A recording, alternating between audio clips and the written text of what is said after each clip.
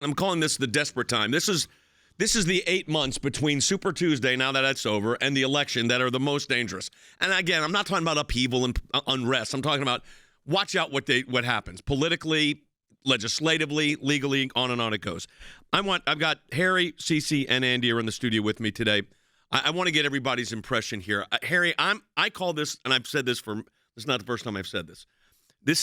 I consider this the most dangerous time in the sense that there is a sense of desperation. We heard in the last segment, we played that montage of sound after the Supreme Court, including the most liberal justices, said Colorado didn't have the authority to take the former president off the ballot.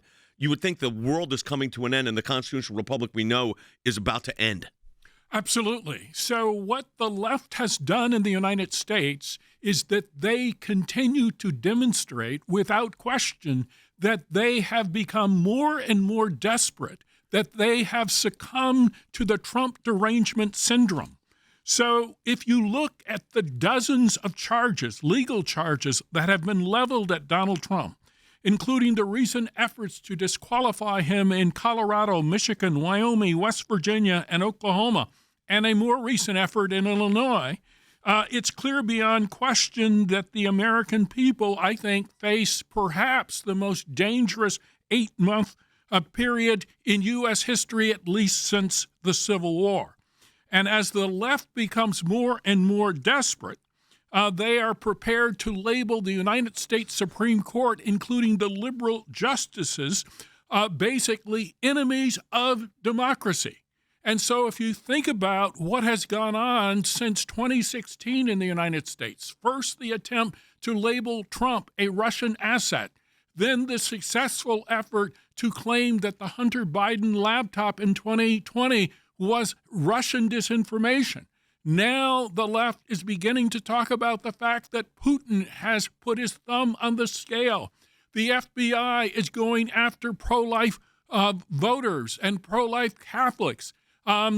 Commentators on CNN and MSNBC, they're claiming that white rural voters are the quintessential threat to the United States.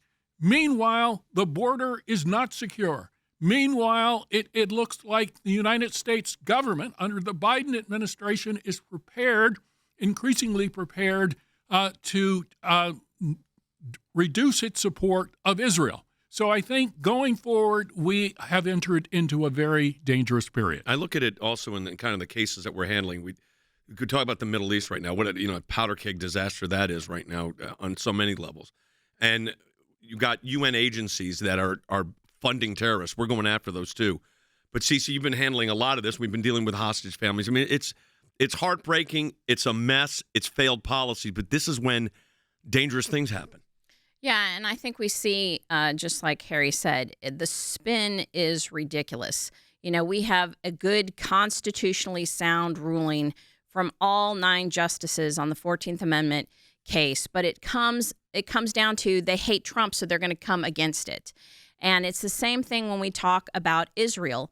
The left hates Israel as well, and even though they are justified in their actions to defend themselves against Hamas terrorism, the spin comes and we condemn Israel. So it's calling, good evil and evil good. That's where we are. Yeah, and what we're doing at the ACLJ is fighting back. So we've got a team working on right now a major lawsuit against the United Nations Relief Agency because they're the worst at this, and it's their 501c3. We'll get more into that in the weeks ahead. I'm just telling you, we've got a team working on it. Andy, the hysteria that's coming from members of Congress after the Supreme Court ruling is also pretty breathtaking. Let's listen to what Jamie Raskin had to say just last week. I am working with a number of my colleagues, including Debbie Wasserman Schultz and Eric Swalwell, to revive legislation that we had to set up a process by which we could determine that someone who committed insurrection is disqualified by Section 3 of the 14th Amendment. And the House of Representatives already impeached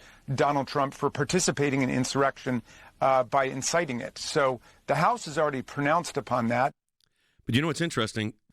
Jack Smith never charged Donald Trump with insurrection. No, he never did. The special counsel did not do that. He has never been charged with insurrection under the statutes of the United States. He has never been convicted of insurrection. He has never been convicted of starting a riot or trying to overthrow the constitutionally enacted republic in the United States. He has never made statements that are insurrectionist statements. And yet, Raskin, who's a despicable person in my opinion, is making these allegations that the Democrats are now, because they're confronted with a Supreme Court decision that they can't stand, and with 3 liberal justices that they think they bought and paid for turning against them, that now he wants to revive, as he says, revive legislation that we had to set up. What does he mean by revive legislation? Legislation that never passed, and there is an Insurrection Act, by the way, on the books. Perry, I want to go back to this attack, though, on the justices we saw last week, including the liberal members of the court being attacked by liberal members of Congress, liberal members of the talking class. That was pretty breathtaking in scope. For a decision that was really not controversial and that people were being honest, of course Colorado or a state cannot take a candidate off of a ballot. Well, I think if you actually look at the legal merits of the claim that Donald Trump should be disqualified, that particular claim was breathtaking in its overreach. Now, however, the left is claiming that the Supreme Court's decision-making is breathtaking in its overreach when the Supreme Court simply read the provisions of the 14th Amendment. If you read those provisions, it is clear beyond question that Donald Trump should not be disqualified. Right. And it is clear that he did not engage in an act of insurrection. What did we have on January the 6th? We had a political riot. Yes, so here's the other question, though. Remember all the talk about packing the court? So the left wanted to add more justices to the court. So you got 3 liberal members of the court right now that, in their view, turned on them. So did they use, you wonder about this. Did they say, oh, now this is the things you look out for. Are they going to try to because, listen, increasing the size of the court doesn't take a constitutional amendment. It's an act of Congress. Well, they're trying to just now say, let's get rid of the court. We don't need the Supreme Court. That was Keith one of the Olbermann statements. said, get rid of it. Get rid of the Supreme Court. So, what they'll try, who knows? I wonder if, we haven't even gotten into Fulton County yet. You want to touch on Fulton County, Andy? Yeah, I touch on Fulton County every day of my life. I want to do a segment on Fulton County, but we'll touch on it here. Okay, so as the world turns, or as Fulton County turns, we have another filing last week. Again, more evidence. We'll see what the judge is going to do. But let's update everybody on what's happened on that disaster. Okay, what we have found Fiasco, out, I like to call it. And no, it is a disaster, and it is a fiasco, and it's an embarrassment. Works better than disaster in DeKalb. Yes, yeah, that's true. Both adjoining counties, and both of which I have lived in all my life, basically. But what is happening in Fulton County is, first of all, an embarrassment to prosecutors, of whom I was one for many years of my life, and an embarrassment to the state of Georgia and to the criminal justice system.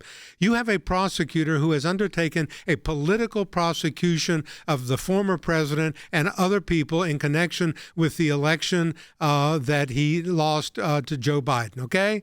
And what Fonnie Willis, the DA, has done is taken this, made it a political prosecution. But instead of being as pure as Caesar's wife, which a prosecutor has to be, and that, I mean, is above reproach, she has shown herself to be corrupt, inept, and tainted by perjury and lies. So what's his newest allegation? The newest allegation is that one of the witnesses who testified about not knowing when the relationship between her and her boyfriend, who's the prosecutor that she paid $700,000 to, said she didn't, that it started later. Now we have evidence that it started when she was running for DA in 2019. So she and Nathan Wade have been boyfriend and girlfriend and had a romantic relationship long before she hired him. And they're going after the former president of the United States and 19 other people, including very well-known and very well-respected lawyers in Fulton County, in Atlanta. I mean, Bob Cheeley, there's some really good lawyers. It's been an outrage what's happened.